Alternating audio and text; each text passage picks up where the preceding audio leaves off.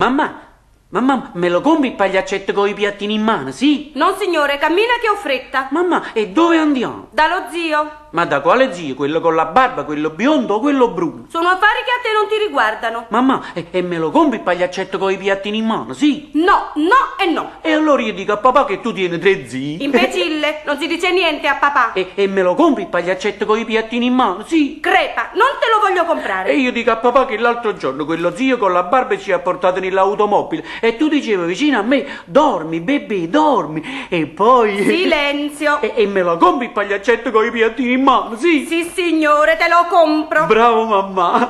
Mamma, e me lo compri il treno grande che cammina sulle rotaie, sì? Adesso sei ineducato ed esagerato. E allora io dico allo zio con la barba che tu l'altro giorno mi lasciassi nei giardini e te ne andassi con lo zio biondo. E io ti piglio a schiaffi. E me lo compri il treno grande che cammina sulle rotaie, sì? No, per bacco no. E io dico a quell'altro zio che con la scusa di fare gli zii, tu tieni altri 2 zie che non ti sono zie.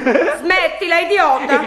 E me lo compri il treno grande che cammina sulle rotaie, sì? E va bene, te lo compro. Ma basta, basta. Mamma, e me lo compra l'automobile col fanale, sì? L'automobile col fanale? Come te?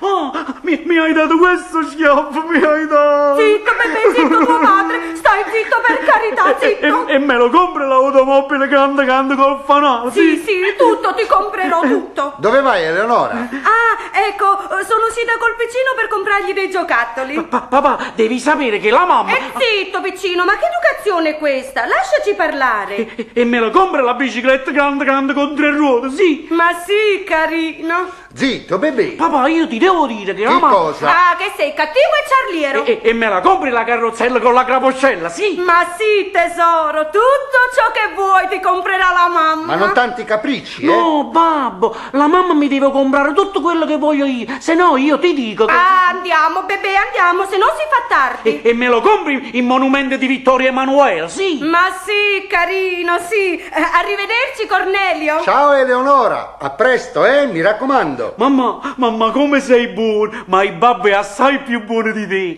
Papà, beh...